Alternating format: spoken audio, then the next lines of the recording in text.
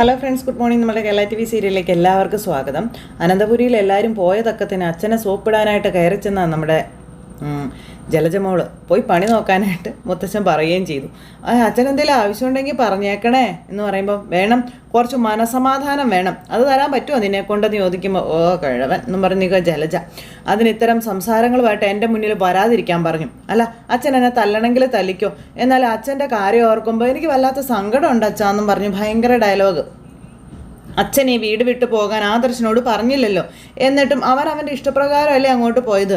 അതിൻ്റെ പിന്നാലെ നയനയും ഇറങ്ങിപ്പോയില്ലേ. അങ്ങനെയുള്ളപ്പോൾ ഈ വീട് ഒന്നടങ്കം 3-ാം മാസത്തെ ഫംഗ്ഷന് പോകേണ്ട വല്ല കാര്യമുള്ളതായിരുന്നോ എന്നൊക്കെ ചോദിച്ചാണ് ഡയലോഗ്. ഏട്ടനും ഏട്ടത്തേക്കും മാത്രം അങ്ങ് പോയാൽ പോരായിരുന്നോ എന്ന് ചോദിക്കുമ്പം അതൊക്കെ അവരവരുടെ ഇഷ്ടമാണ്, ഇനി നീയും നിൻ്റെ മോനും മരുമോളും പോയാലും എനിക്ക് യാതൊരു പ്രശ്നവുമില്ല എന്ന് പറഞ്ഞു. അങ്ങനെ അച്ഛനെ വേദനിപ്പിച്ചിട്ട് ഞങ്ങളാരും പോകാനൊന്നും പോകുന്നില്ല എന്ന് ജലജ.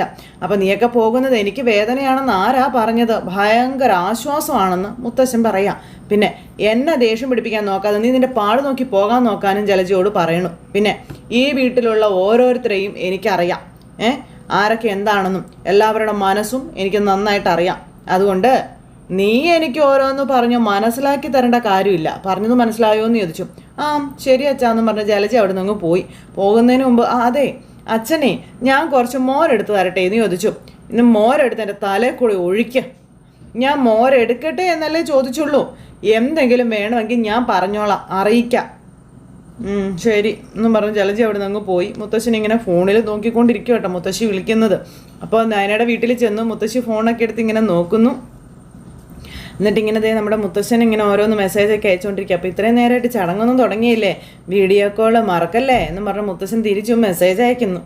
അങ്ങനെ നമ്മുടെ മുത്തശ്ശൻ ഫോണിൽ മെസ്സേജ് അയക്കുന്നത് ജലജ പുറത്ത് നിന്ന് ഒളിച്ച് കാണുക. അങ്ങനെ ജലജ അത് കണ്ട് അന്തം വിട്ട് നിൽക്കുവാണ്. ഇങ്ങേരിത് ആർക്കാ മെസ്സേജ് അയക്കുന്നത്, ഈ പ്രായത്തിൽ ഇനി വല്ല ചുറ്റിക്കളി ഉണ്ടോ, ഒന്നും പറയാൻ പറ്റത്തില്ലേ എന്നും പറഞ്ഞുകൊണ്ട് ജലജ എപ്പോഴും കണ്ടു കഴിഞ്ഞാൽ രാജാവിനെ പോലെ ആണല്ലോ എന്നൊക്കെ പറഞ്ഞുകൊണ്ട് ഇങ്ങനെ നിൽക്കുക. ഈ സമയത്ത് മുത്തശ്ശി അവിടെ നിന്ന് മെസ്സേജ് അയച്ചുകൊണ്ടിരിക്കുമ്പോൾ നയനയും ദേവയാനിയും കൂടെ ഇറങ്ങി വരുന്നു.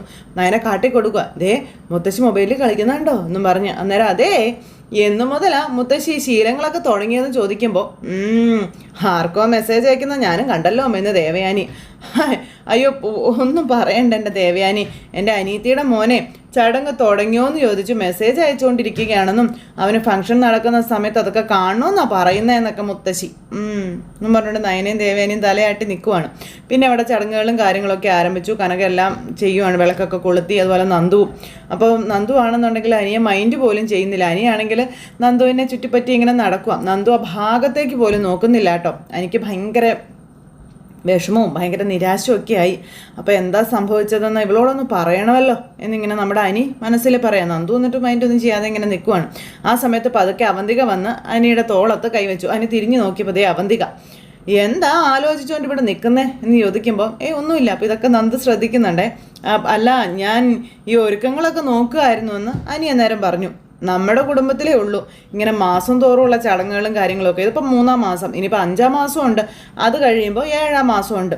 അതൊക്കെ മുത്തശ്ശൻ്റെ കുടുംബത്തിൽ പണ്ട് തൊട്ടേ തുടർന്ന് വരുന്ന ആചാരങ്ങളല്ലേ അനിയേട്ടാന്ന് ചോദിക്കുകയാണ് അവന്തിക. അപ്പോഴേക്കും അവരെല്ലാവരും കൂടി അങ്ങോട്ടേക്ക് വന്നു. അപ്പോഴും അനി ഇങ്ങനെ നന്ദുവിനെ തന്നെ നോക്കുക. അപ്പോൾ അത് കനക കണ്ടു. കനക അന്നേരം ഇങ്ങനെ നോക്കുക കേട്ടോ. നന്ദു അന്നേരം ഭാഗ്യത്തിന് നോക്കുന്നില്ല. നന്ദു ആണെങ്കിൽ ഒന്നും അല്ലാത്തതുപോലെ ഇവിടെ ഓരോന്ന് ചെയ്തുകൊണ്ട് നിൽക്കും. അപ്പോൾ അനിയുടെ നോട്ടം കണ്ടപ്പോൾ കനകത്തിന് ഭയങ്കര ദേഷ്യം. എടി നീ അകത്ത് പോയി നയനെ ഒരുങ്ങിയൊന്ന് നോക്കിയിട്ട് വാ, ചെല്ല് എന്നും പറഞ്ഞുകൊണ്ട് നന്ദുവിനെ അവിടുന്ന് പറഞ്ഞു വിട്ടു. നന്ദു അങ്ങ് പോയി കഴിഞ്ഞപ്പോൾ അനിയുടെ നേരെ ഒരു നോട്ടം നോക്കി അവന്തിക്ക് ഇങ്ങനെ നിൽക്കാം. അന്നേരത്തേക്ക് അവന്തിക ആദർശേട്ടാ ഈ ഡ്രസ്സ് എങ്ങനെ ഉണ്ടെന്ന് ചോദിച്ചു. ഞാൻ വന്നപ്പോഴേ ശ്രദ്ധിച്ചായിരുന്നു, ഈ വേഷം കണ്ടാൽ തോന്നും ഇന്ന് നടക്കാൻ പോകുന്നത് ഇവൻ്റെ ചടങ്ങാണെന്ന്. അപ്പോൾ കേട്ടല്ലോ ആദർശേട്ടാ, എൻ്റെ പ്രസൻ്റ് ഈ ഡ്രസ്സെന്ന് അവന്തിക പറയാം. ഇതുപോലെ ഒന്നുകൂടി ഉണ്ടെന്നും അവന്തിക പറയുമ്പം അത് പറ, നന്നായിട്ടുണ്ട് കേട്ടോ, നിൻ്റെ സെലക്ഷൻ നല്ലതാണെന്ന് ആദർശ്. അല്ല, നിൻ്റെ സങ്കടമൊക്കെ മാറിയോ? പിന്നെ നവീൻ അവൻ്റെ മനസ്സിൽ മറ്റാരും ഉണ്ടെന്ന് പറഞ്ഞതിന് ശേഷം നിനക്ക് വലിയ വിഷമമായിരുന്നല്ലോ. കുറച്ച് ദിവസം വിഷമമൊക്കെ ഉണ്ടായിരുന്നു, പിന്നെ എനിക്കത് അർഹിച്ച ബന്ധമല്ല എന്ന് തോന്നി. അപ്പം ഞാൻ അതിനുശേഷം നവീനോട് സംസാരിച്ചില്ല എന്നും നമുക്ക് വേണമെങ്കിൽ അവനെ തിരിച്ചു കൊണ്ടുവരാവുന്നതേ ഉള്ളൂ എന്ന് പറഞ്ഞു ആദർശം. അത് കൊള്ളാം, ആദർശേട്ടന് ഏട്ടത്തെയും കൂടെ ചേർന്ന് അവനെ കണ്ടെന്ന് സംസാരിക്കാൻ പറഞ്ഞു അനി. ഇനി സംസാരിക്കൊന്നും വേണ്ട, അയാളുടെ മനസ്സിൽ വേറൊരു പെൺകുട്ടി ഉണ്ടെന്നാണ് പറഞ്ഞതെന്ന് അവന്തിക പറയുവാണ്. അങ്ങനെ ഒരു പെൺകുട്ടിയെ മനസ്സിലിട്ടുകൊണ്ട് നടക്കുന്ന ആളെ എനിക്കിനി വേണ്ടാന്ന് പറഞ്ഞു അവന്തിക. അല്ല, നവീൻ്റെ മനസ്സിലുള്ള പെൺകുട്ടി ആരാണെന്ന് പറഞ്ഞായിരുന്നോ? അങ്ങനെയൊന്നും പറഞ്ഞിട്ടില്ല. ഒരു പെൺകുട്ടി ഉണ്ടെന്ന് പറഞ്ഞപ്പോൾ തന്നെ എനിക്ക് പിന്നെ ഒന്നും അയാളോട് ചോദിക്കാൻ തോന്നിയില്ല എന്ന് അവന്തിക പറയുക. ഈ നാട്ടിൽ അയാൾ മാത്രമല്ല ആണായിട്ടുള്ളത്, എനിക്ക് പറ്റിയ വേറെയും ചെറുക്കന്മാരുണ്ട് എന്നൊക്കെ പറഞ്ഞുകൊണ്ട് അവന്തിക അനിയെ നോക്കുക. അപ്പോൾ പെൺകുട്ടികളായാലേ ഇങ്ങനെ തന്നെ ചിന്തിക്കണമെന്ന് ആദർശിൻ്റെ ഒരു ഡയലോഗ്. ഇപ്പം നിനക്ക് നല്ലൊരു പയ്യനെ നമുക്ക് കണ്ടെത്തല്ലേന്ന് ചോദിച്ചപ്പോൾ അനിയും അതെ അതെ എന്ന് പറഞ്ഞുകൊണ്ട് ഇങ്ങനെ പറയാപ്പോഴത്തേക്കും കനകെ സമയമായാലോ, നയനമോളെ വേഗം വിളിച്ചുകൊണ്ട് വരാൻ പറഞ്ഞു.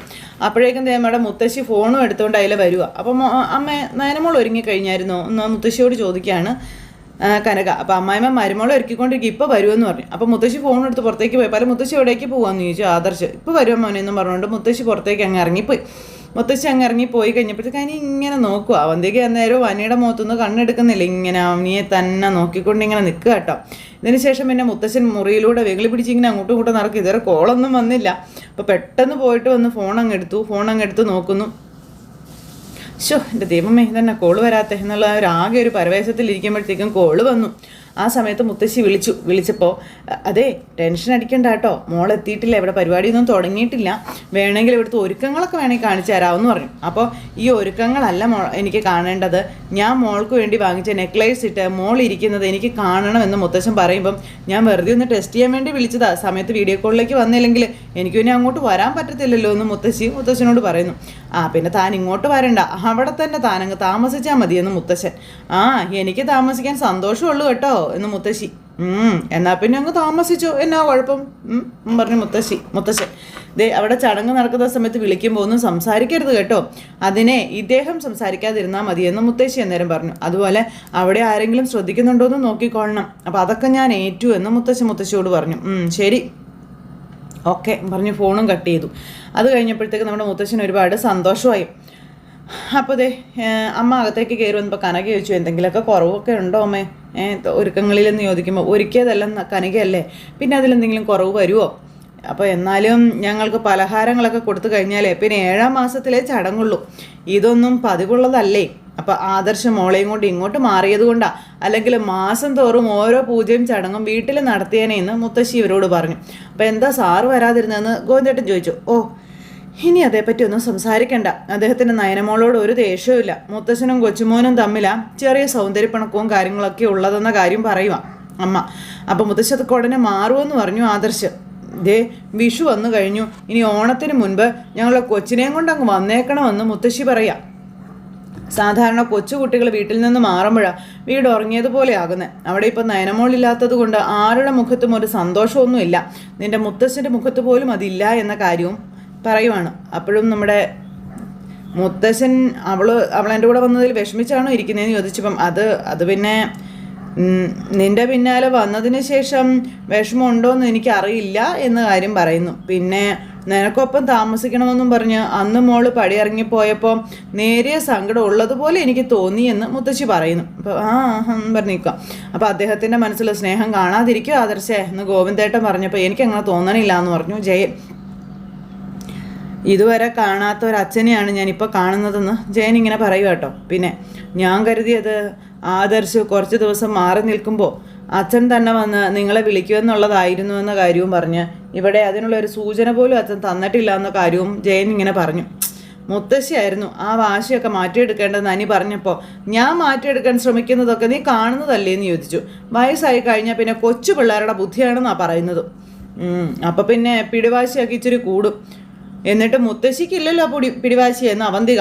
എന്താ ഇനി ഞാനും കൂടി അങ്ങനെ ആവണമെന്ന് ചോദിച്ചു. അയ്യോ ഞാൻ വെറുതെ ചോദിച്ചതാണെന്ന് അവന്തികയെ. അപ്പോഴേക്കും ഇവരെല്ലാവരും അതൊരു തമാശ മട്ടിലിങ്ങ് എടുത്തു. ആ സമയത്ത് നമ്മുടെ നയനയെ ഒരുക്കിക്കൊണ്ട് അവരെല്ലാവരും വരുന്നു. അങ്ങനെ നയന വരുന്നത് കണ്ടപ്പോഴേക്കും എല്ലാവർക്കും ഭയങ്കര സന്തോഷം. അങ്ങനെ നയന വന്ന് എല്ലാവരുടെ അരികിൽ വന്ന് ഇങ്ങനെ നിൽക്കുന്നു. അപ്പോഴത്തേക്കും നന്ദു വന്നതും നന്ദുവിനെ തന്നെ നോക്കിക്കൊണ്ട് നിൽക്കുക നമ്മുടെ അനി. മോളെ വാ ഇരിക്കുന്നു പറഞ്ഞ് നയനെ കൊണ്ടുവന്ന് അവിടെ ഇരുത്തി. തൊട്ടരികിൽ ആദർശിനെയും പിടിച്ചിരുത്തി. അങ്ങനെ അവർ രണ്ടുപേരും കൂടെ ഇരുന്നപ്പോഴേക്കും എല്ലാവരും കൊടുക്കാനുള്ള സാധനങ്ങളൊക്കെ അവിടെ റെഡിയാക്കി വെച്ചു. ഈ സമയത്ത് അനി ഇങ്ങനെ നന്ദുവിനെ നോക്കുവാണ്. അപ്പോൾ സുന്ദരി കുട്ടിയായിട്ടുണ്ട് കേട്ടോ എന്ന് മുത്തശ്ശി പറയാം. ഇനി ഞാൻ മോളെ ഒന്നുകൂടെ സുന്ദരിയാക്കട്ടെ, ദേവയാനി അതിങ്ങെടുത്തേ എന്നും പറഞ്ഞ് മുത്തശ്ശി ആ മാല ദേവയാനിയുടെ കയ്യിൽ നിന്നും വാങ്ങിച്ചു. അതിനുശേഷം അത് നയനയുടെ കഴുത്തിൽ കൊണ്ടുപോയി ഇട്ടു.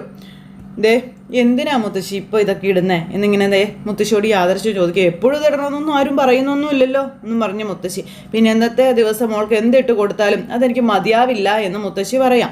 അങ്ങനെ നയനയുടെ കഴുത്തിലേക്ക് മുത്തശ്ശി ആ മാല ഇട്ട് കൊടുത്തു. അപ്പോൾ എല്ലാവരും ഭയങ്കര സന്തോഷത്തോടെ അത് കണ്ടുകൊണ്ട് ഇങ്ങനെ നിൽക്കുന്നു. അപ്പോഴത്തേക്കും കനക വന്ന മാലയെല്ലാം റെഡിയാക്കി സെറ്റാക്കിയൊക്കെ ഇട്ട് കൊടുത്തു. ഈ സമയത്ത് അനി നന്ദുവിനെ തന്നെ ശ്രദ്ധിച്ചുകൊണ്ടിരിക്കുക. നന്ദു ആണെങ്കിൽ അനിയനെ നോക്കുന്നൊന്നുമില്ല, നയനയെ ശ്രദ്ധിക്കുക. അപ്പോൾ എന്തൊരു ഭംഗിയാ ആ നെക്ലേഴ്സ് കിട്ടപ്പോൾ മോളെ കാണാൻ. ഇനിയിപ്പോൾ ഒരാളവിടെ കയറ് പൊട്ടിക്കായിരിക്കുമെന്ന് മുത്തശ്ശി. അപ്പോഴേക്കും ദേവയാനി കൊണ്ടുവന്ന സ്വർണം അതിട്ട് കൊടുക്കുകയാണ്. അപ്പോഴത്തേക്കും നമ്മുടെ മുത്തശ്ശി വീഡിയോ കോൾ എടുത്തപ്പോഴത്തേക്കും ഈശ്വര ശരിയാകുന്നില്ലല്ലോ, ഇതെങ്ങനെയാണോ എന്തോ ദൈവമേ തെറ്റിപ്പോയല്ലോ എന്നും പറഞ്ഞുകൊണ്ട് നമ്മുടെ മുത്തശ്ശി ഇങ്ങനെ നിന്ന് അവർക്കുന്ന ടെൻഷൻ അടിക്കുക. പാവം മുത്തശ്ശൻ്റെ പ്രതീക്ഷ എല്ലാം നശിപ്പിച്ചു എന്നുള്ളൊരിതിലെ പിന്നെ എങ്ങനെയൊക്കെയോ ഞെക്കിക്കൊണ്ട് ഇങ്ങനെ ഇരിക്കുന്ന സമയത്ത് നന്ദുവിനോട് മോളെ നമ്മുടെ ഈ 2 പവൻ്റെ വാള ഒന്നും ഇല്ലല്ലോ മോളെ എന്ന് പറഞ്ഞുകൊണ്ട് കനക പതുക്കെ നന്ദുവിൻ്റെ ചെവിയിൽ ചെന്ന് പറയുന്നു ഇതൊക്കെ കണ്ടു കഴിഞ്ഞപ്പോൾ. അപ്പം നന്ദു പറഞ്ഞു അതൊന്നും സാരമില്ല അമ്മ പോയി ഇട്ട് കൊടുക്കാൻ പറഞ്ഞു. പക്ഷെ വേണം മോളെ അമ്മ ചെല്ലമ്മ ഇട്ട് കൊടുക്കാമേ ചെല്ല് എന്നും പറഞ്ഞുകൊണ്ട് നിർബന്ധിച്ച് നന്ദു കനകയെ പറഞ്ഞു വിടുക. അങ്ങനെ കനക ചെന്ന് ആ വള നയനയുടെ കയ്യിലേക്ക് ഇട്ട് കൊടുത്തു. ആ സമയത്ത് അവരെല്ലാവരും സന്തോഷമായിട്ട് ഇങ്ങനെ നിൽക്കുക കേട്ടോ. എല്ലാവർക്കും ഭയങ്കര സന്തോഷമാണ്. ആരും ഒന്നും പറഞ്ഞില്ല. ആ സമയത്ത് അവരാ കൂടുതൽ സ്വർണ്ണം ഇട്ട് കൊടുക്കേണ്ടതെന്ന് ജാനകി പതുക്കെ ചെവിയിൽ പറയും അവന്തികയോട്. എന്നിട്ടൊരു ചെറിയ വള ഇട്ട് കൊടുത്തേക്കുന്നതെന്നൊക്കെ പറഞ്ഞിങ്ങനെ പതുക്കെ പറയുവാണേ. അത് തന്നെ ചിലപ്പോൾ ആദർശ് വാങ്ങിക്കൊടുത്തതായിരിക്കും എന്നൊക്കെ ജാനകി പറയുമ്പോൾ ചുമ്മാ ഇരിക്കാം അമ്മായി എന്നും പറഞ്ഞുകൊണ്ട് അവന്തിക ജാനകിയോട് പറഞ്ഞു. അപ്പോൾ കുശുമ്പിനും കുന്നായ്മയ്ക്കും ജാനകിക്കൊന്നും ഒരു കുറവുമില്ല കേട്ടോ. സമയത്ത് മുത്തശ്ശി അവിടെ ഫോണിൽ ഇങ്ങനെ നോക്കിക്കൊണ്ടിങ്ങനെ നിൽക്കുമ്പോഴത്തേക്ക് അവന്തിക ചോദിച്ചു മുത്തശ്ശി ആരെയായി വിളിക്കുന്നതെന്ന്. അപ്പം അത് പിന്നെ എൻ്റെ അനിയത്തിയുടെ കൊച്ചുമോനെ ഫംഗ്ഷൻ എന്തായെന്ന് അറിയാൻ വേണ്ടി വിളിക്കുന്നതാ എന്നും പറഞ്ഞുകൊണ്ട് ഇങ്ങനെ പറയുമ്പോൾ എന്നും പറഞ്ഞുകൊണ്ട് ഇവരിങ്ങനെ നിൽക്കുന്നു കേട്ടോ. ഈ സമയത്ത് മുത്തശ്ശിയുടെ കയ്യിൽ നിന്ന് പോയല്ല. അപ്പോൾ അമ്മ എന്തെടുക്കുക എന്നും ചോദിച്ച് ദേവയാനി മുത്തശ്ശിയോട് ചോദിച്ചു. അമ്മ ഇങ്ങ് വന്നേ ബാ, അമ്മയല്ലേ മോൾക്ക് ആദ്യം പലഹാരങ്ങളൊക്കെ കൊടുക്കേണ്ടത്, അപ്പോൾ കൊടുക്കാമല്ലോ എന്നും പറഞ്ഞുകൊണ്ട് നമ്മുടെ മുത്തശ്ശി പലഹാരം കൊണ്ടുവന്ന് നയനയ്ക്ക് കൊടുക്കുന്നു. അപ്പം ഞാൻ പലഹാരം കൊടുത്തിന് നിങ്ങളെല്ലാവരും കൊടുക്കുക എന്നും പറഞ്ഞുകൊണ്ട് മുത്തശ്ശി അങ്ങ് മാറി നിന്നു. പിന്നെയും ഫോണിൽ ഇങ്ങനെ ഓരോന്ന് നോക്കിക്കൊണ്ടിരിക്കുക മുത്തശ്ശി. അതാണെങ്കിലിട്ട് ശരിയാകുന്നുമില്ല. ദൈവമേ മുത്തശ്ശിക്കാണെങ്കിൽ ആകെ ഭയങ്കര ടെൻഷനായി. ഇത് ശരിയാകാന്ന് പറഞ്ഞാൽ മുത്തശ്ശൻ കൊല്ലും. പെട്ടെന്നെല്ലാം ശരിയായി. ഈ സമയത്ത് വേഗം മുത്തശ്ശി എടുത്ത കോൾ ഓക്കെ ആയി. അപ്പോഴത്തേക്കും മുത്തശ്ശൻ അവിടെ ചാടി ഫോൺ എടുത്തു. പിന്നെ എല്ലാവരും പലഹാരം കൊടുക്കുന്നതും നയനെ ആ മാലയിട്ടിരിക്കുന്നതും ഇതെല്ലാം മുത്തശ്ശൻ വീഡിയോ കോളിൽ കണ്ടു. അപ്പോഴും നമ്മുടെ അനി ഇങ്ങനെ നന്ദുവിനെ നോക്കുക. നന്ദു ആണെന്നുണ്ടെങ്കിൽ അനിയെ നോക്കുന്നില്ല. ഈ സമയത്ത് ജാനകി അത് ശ്രദ്ധിച്ചു. ജാനകി വന്നിട്ട് കൊലി കയറി ഇങ്ങനെ നിൽക്കുക കേട്ടോ. അനിയെ തന്നെ തുറച്ച് നോക്കി. അപ്പോൾ അവന്തിക അനിയേട്ടാ നമുക്കൊരു സെൽഫി എടുത്താലോ എന്ന് ചോദിച്ചു. അപ്പോൾ എടുക്കാമെന്നും പറഞ്ഞുകൊണ്ട് അവർ രണ്ടുപേരും സെൽഫിയൊക്കെ എടുക്കുന്നു. ഇതൊക്കെ നേരം നന്ദു അവിടെ നിന്ന് ഇങ്ങനെ നോക്കുക കേട്ടോ. നന്ദു ഇത് നോക്കിയിട്ടും മൈൻഡൊന്നും ചെയ്യുന്നില്ല. ആ സമയത്ത് നമ്മുടെ മുത്തശ്ശി നയനയെ തന്നെ സൂം ചെയ്ത് കാണിച്ചു കൊടുക്കുക. അപ്പം നയനമോളെ കണ്ടു കഴിഞ്ഞപ്പോഴത്തേക്കും ഭയങ്കര സന്തോഷം നമ്മുടെ മുത്തശ്ശന്. ആ ഒരു ഇത് കണ്ടപ്പോഴത്തേക്കും അവരെ രണ്ടുപേരെയും കൂടെ കണ്ടപ്പോഴത്തേക്കും മുത്തശ്ശൻ്റെ കണ്ണൊക്കെ നിറഞ്ഞു. അപ്പം എന്തായാലും എൻ്റെ സെലക്ഷൻ തെറ്റിയില്ല എന്നും ആ നെക്ലേസ് ഇട്ടപ്പോൾ നയനമോള് രാജകുമാരിയെ പോലെ ഉണ്ട്, രണ്ടുപേരും ഒന്നിച്ചിരുന്നപ്പോൾ എന്തൊരു ചേർച്ചയാ എന്നിങ്ങനെ മനസ്സിൽ പറഞ്ഞ് മുത്തശ്ശൻ കരയുക അവിടെ ഇരുന്ന് ആ കാഴ്ച കണ്ട്. അപ്പോഴത്തേക്കും നമ്മുടെ അനി പതുക്കെ അങ്ങോട്ടേക്ക് വന്നു. മുത്തശ്ശി എന്നും പറഞ്ഞ് മുത്തശ്ശി വീഡിയോ എടുക്കുകയാണോ എന്ന് ചോദിച്ചു. അത് പിന്നെ എൻ്റെ അനിയത്തിയുടെ കൊച്ചുമോനെ ഇതൊക്കെ കാണണമെന്ന് പറഞ്ഞിട്ട് ഞാൻ കാണിച്ചു കൊടുത്തോണ്ടിരിക്കുക എന്ന് പറഞ്ഞു. അപ്പം എന്നാൽ പിന്നെ അവരോടൊക്കെ ഇങ്ങോട്ട് വരാൻ പറഞ്ഞുകൂടായിരുന്നു എന്ന് ചോദിച്ചു അനി. അത് തന്നെയാണ് ഞാനും പറഞ്ഞതെന്ന് അവന്തികയുടെ വക ഒരു സപ്പോർട്ടും കൂടി. അപ്പം നിങ്ങളെല്ലാവരും കൂടെ അവിടെ പോയി നിൽക്കുക, നിങ്ങളെ എല്ലാവരും ഞാൻ അവരെ ഒന്ന് കാണിച്ചു കൊടുക്കട്ടെ, ചെല്ല് നിങ്ങൾ പോയി നിൽക്കുക എന്നും പറഞ്ഞുകൊണ്ട് മുത്തശ്ശി വന്നിട്ട് ഇതെടുത്ത് മുത്തശ്ശനെ കാണിച്ചു കൊടുക്കുക. ഫോട്ടോയും അതുപോലെ വീഡിയോയും ഒക്കെ എടുക്കുകയൊക്കെ ചെയ്യുന്നുണ്ട്. എല്ലാം കണ്ട് നമ്മുടെ മുത്തശ്ശൻ നിർവൃതി അടഞ്ഞിങ്ങനെ നിൽക്കുവാണ്. ഈ സമയത്ത് നമ്മുടെ അനി ചെന്ന് നിന്നത് നന്ദുവിൻ്റെ അരികിൽ ഫോട്ടോ എടുക്കുക. അപ്പോഴത്തേക്കും ജാനകിക്ക് അവിടെ നിന്ന് ഇങ്ങനെ തിളയ്ക്കാൻ തുടങ്ങി എന്നും പറഞ്ഞുകൊണ്ട് ജാനകി ഇങ്ങനെ നിൽക്കുക കേട്ടോ. ആ സമയത്ത് നമ്മുടെ കനക ഓടി ചെന്ന് നിന്നിട്ട് അനിയുടെയും നന്ദുവിൻ്റെയും കൂടെ നടുക്ക് കയറി അങ്ങ് നിന്നു കേട്ടോ.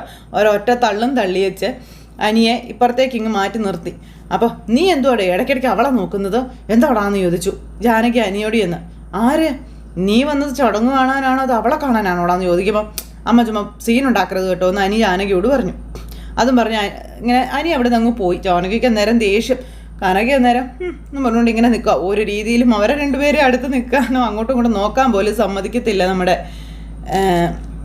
അമ്മമാർ. ആ സമയത്ത് ഈ മുത്തശ്ശൻ്റെ അടുത്തേക്ക് അഭി കയറി വന്നു. എന്താ മുത്തശ്ശൻ മൊബൈലിൽ കാണുന്നതെന്ന് ചോദിച്ചു. നിന്റെ അമ്മ ഉപേക്ഷിച്ച് ഒരുത്തൻ പോയില്ലേ, അവരെ 2ാം കെട്ട് കാണുക എന്നും പറഞ്ഞുകൊണ്ട് മുത്തശ്ശൻ അന്നേരത്തേക്കും പറഞ്ഞു. ഈ സമയത്ത് മുത്തശ്ശി എന്നും പറഞ്ഞുകൊണ്ട് ഫോണൊക്കെ ഇങ്ങനെ മുത്തശ്ശിയുടെ കയ്യിൽ നിന്ന് അങ്ങ് പോയി. കാരണം ശബ്ദം മുഴുവൻ അവിടെ കേട്ടല്ലോ. അപ്പോഴത്തേക്ക് അയ്യോ എന്ന് പറഞ്ഞ് മുത്തശ്ശി ഫോൺ അങ്ങ് കട്ട് ചെയ്തു. അപ്പോൾ ആരാ അമ്മയെ സംസാരിച്ചത് എന്ന് ചോദിച്ച് അച്ഛൻ്റെ ശബ്ദം പോലെ ഉണ്ടായിരുന്നല്ലോ ഒന്ന് ജയൻ പറഞ്ഞപ്പം അനിയത്തിയുടെ ഭർത്താവാ ജയ എന്നും പറഞ്ഞിങ്ങനെ. അപ്പം ഇളയച്ചനായിരുന്നോ, വീഡിയോ കോൾ ആയിരുന്നോ എന്ന് ചോദിക്കുമ്പം അതെ, അത് കട്ടായിപ്പോയി അയ്യോ എന്നും പറഞ്ഞുകൊണ്ടിങ്ങനെ മുത്തശ്ശി. അപ്പം കാലം പോയ പോക്കേ, ഇങ്ങനെ അമ്മ വീഡിയോ കോളൊന്നും ചെയ്യാത്ത കൂട്ടത്തിലുള്ള ആളാ. ഇതൊക്കെ അമ്മ എപ്പോഴാണ് പഠിച്ചേ? അപ്പോൾ ഇതൊക്കെ എല്ലാവർക്കും അറിയാം, പിന്നെ എനിക്കും പഠിക്കണ്ടേ എന്ന് മുത്തശ്ശി അന്നേരം ചോദിച്ചു. എന്തായാലും തലനാരി എനിക്ക് രക്ഷപ്പെട്ടു മുത്തശ്ശി. അത് കഴിഞ്ഞപ്പോൾ പിന്നെ നമ്മുടെ അബിയും മുത്തശ്ശനും കൂടെ സംസാരിക്കുന്നതാണ് കാണിക്കുന്നത്. അല്ല, അത് പിന്നെ മുത്തശ്ശനോട് ഒറ്റയ്ക്കിരിക്കാണല്ലോ എന്ന് കരുതേ ഞാൻ ഇങ്ങോട്ട് വന്നതെന്ന് അബി പറയുമ്പം എനിക്കൊരു ബോറടിയും ഇല്ല. നിങ്ങൾ സംസാരിച്ചാലുണ്ടല്ലോ ബോറടിക്കുമെന്ന് മാത്രമല്ല, ചിലപ്പോൾ പ്രഷർ വരെ കൂടിപ്പോയെന്നിരിക്കും. ഓരത്തെ നീ എന്തൊക്കെയോ പറഞ്ഞ് തെറ്റിദ്ധരിപ്പിച്ച് വെച്ചിരിക്കാം എന്ന് വെച്ചിട്ട് സത്യമല്ലാതെ ആവില്ല എന്ന് മുത്തശ്ശൻ പറയുമ്പം മുത്തശ്ശ ഞാൻ ഭാഗ്യം കൊണ്ടാ രക്ഷപ്പെട്ടത്, അതെങ്ങനെയാണെന്ന് ഇപ്പോഴും എനിക്ക് അറിയത്തില്ല എന്ന് പറയുമ്പോൾ നിനക്കെല്ലാം അറിയാം, നീയാണ് കഥ മാറ്റി എഴുതിയതെന്നുള്ള കാര്യം മുത്തശ്ശൻ പറയുന്നു. നിന്നോട് കൂടുതലൊന്നും എനിക്ക് സംസാരിക്കാൻ താല്പര്യമില്ല, എന്നോടും നീ സംസാരിക്കേണ്ട, നീ പോകാൻ നോക്കാൻ പറയും. പോടാ എന്നും പറഞ്ഞുകൊണ്ട് അബി ആട്ടിപ്പുറത്താക്കി. അങ്ങനെ ഞാൻ ഒരു കാഴ്ച കണ്ട് കരഞ്ഞുകൊണ്ടിരുന്ന അല്ലെങ്കിൽ സന്തോഷിച്ചുകൊണ്ടിരുന്ന മുത്തശ്ശൻ്റെ മുന്നിലേക്ക് അബി വന്നിട്ട് മുത്തശ്ശനെ ഇന്ന് ചൊറിഞ്ഞാൽ നോക്കിയതാണ്, പക്ഷെ തിരിച്ച് കിട്ടി. അബി എന്നിട്ട് അവിടുന്ന് പോവുകയും ചെയ്തു. മുത്തശ്ശനെ വീണ്ടും ഫോൺ എടുത്തിട്ട് ഇങ്ങനെ നോക്കുവാണ്. അപ്പോഴത്തേക്കും നമ്മുടെ അനിയാണെങ്കിൽ അങ്ങോട്ടും തിരിയാൻ സമ്മതിക്കാതെ ഇങ്ങോട്ടും തിരിയാൻ സമ്മതിക്കാതെ ജാനകി വന്നു ലോക്കിട്ട് നിർത്തിയിരിക്കുക അനിയെ. അപ്പം ഇവിടെ ഇരിക്കുക, ഞാൻ സെൽഫി എടുക്കാമെന്നൊക്കെ പറഞ്ഞ് ആദർശം എന്നെ സെൽഫിയും കാര്യങ്ങളൊക്കെ എടുക്കുന്നു. ഒരു രീതിയിലും നന്ദുവിനോട് മിണ്ടാൻ എനിക്കൊരു സാഹചര്യം അവിടെ ഒരുങ്ങി കിട്ടുന്നില്ല. അപ്പോൾ അങ്ങനെ ഒരു സിറ്റുവേഷനും കാര്യങ്ങളൊക്കെ കാണിച്ചുകൊണ്ട് ഇന്നത്തെ നമ്മുടെ കഥ അവസാനിക്കുകയും ചെയ്തു. അപ്പോൾ എല്ലാവരും കാത്തിരുന്ന് കാണണം കേട്ടോ. എല്ലാവർക്കും നല്ലൊരു ദിവസം ആശംസിക്കുകയാണേ. എല്ലാവരും തരുന്ന സപ്പോർട്ടിനും സ്നേഹത്തിനും ഒത്തിരി നന്ദി അറിയിക്കുന്നു. അടുത്ത സൂപ്പർ ഹിറ്റ് കഥയുമായി കാണുന്നത് വരെ എല്ലാവർക്കും ടാറ്റാ. അതോടൊപ്പം നമ്മുടെ ചാനൽ ആദ്യമായിട്ട് കാണുന്നവരുണ്ടെങ്കിൽ നമ്മുടെ ചാനലൊന്ന് സബ്സ്ക്രൈബ് ചെയ്യണേ. തൊട്ടടുത്ത് കാണുന്ന ബെൽബട്ടൺ അമർത്തി കഴിഞ്ഞിട്ടുണ്ടെങ്കിൽ നമ്മുടെ വീഡിയോസ് എളുപ്പത്തിൽ നിങ്ങൾക്ക് കാണാൻ കഴിയുന്നതായിരിക്കും. നോട്ടിഫിക്കേഷനായിട്ട് ഫോണുകളിലേക്ക് നമ്മുടെ കഥകളും അതുപോലെ നമ്മുടെ അപ്ലോഡ് ചെയ്യുന്ന വീഡിയോസും എത്തുന്നതായിരിക്കും. അപ്പോൾ എല്ലാവരോടും ഒരിക്കൽ കൂടി നന്ദി അറിയിച്ചുകൊണ്ട് നിർത്തുന്നു. നന്ദി.